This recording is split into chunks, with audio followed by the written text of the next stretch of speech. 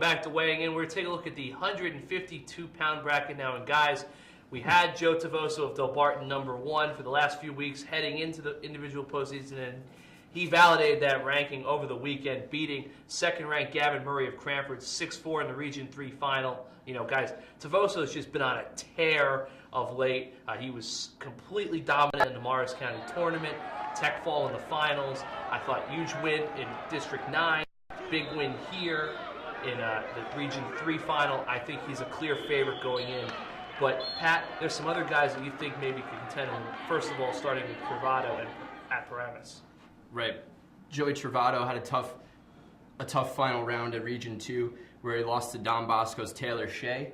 And now Taylor Shea is a guy that I'm really looking at the top half of this bracket. He's the second seed up there. This is a kid that made a tremendous sacrifice this season for the Ironman. He started the season at 126, but just to help the team out, he put on a ton of weight and bumped up to 152 pounds. And he just had a tremendous turnaround to beat Travado at Region 2. So I like Shea there at the top half of the bracket. A guy on the bottom half of the bracket from South Jersey, Avery Dinardi of Holy Cross.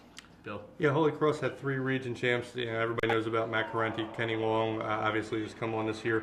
Dinardi's maybe a little under the radar. But, as a sophomore, has had a great season. He'll wrestle Brandon Key from DePaul, another sophomore.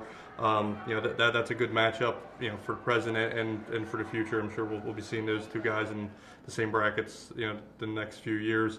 Probably a little tough for him to get out of this bracket, but again, maybe he can get on the podium. And Joe, some sure guys you want to talk about. Well, I know you guys think Tavoso is a favorite, and I would disagree a little bit. He's going to have Matt Wilhelm from Southern Regional in the quarters. Wilhelm is a kid who, at the beginning of the year, was weighing in at 60, wrestling 70. At the end of January, he made the cut down to 52. His only losses are to Antres Clagon of Toms River South at 170, Max Elling at 160. Talk about a guy who's been hot in the postseason. Wilhelm has 2 pins, 2 techs, 2 majors in 8 bouts. He's really been on a roll. Now at 52, he's a big 152-pounder. He's slick. He's relentless. I really think the winner of Wilhelm Tavoso is going to be in the final, and I think is going to win the state championship, James. So who's going to state championship, Joe? I'm picking Wilhelm over Tavada. Bill? I like Wilhelm as well. I'm going to take him over Gavin Murray. I think Murray gets back to the final for the 2nd straight year. And Patrick? Talked about Taylor Shea being tough, physical guy.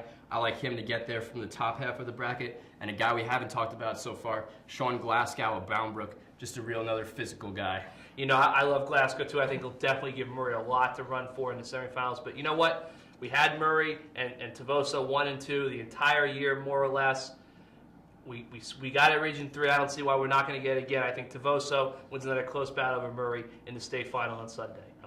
Those are our picks for 152, but be sure to keep it here as we're taking a look at all 14 weight classes, and we'll see you next time.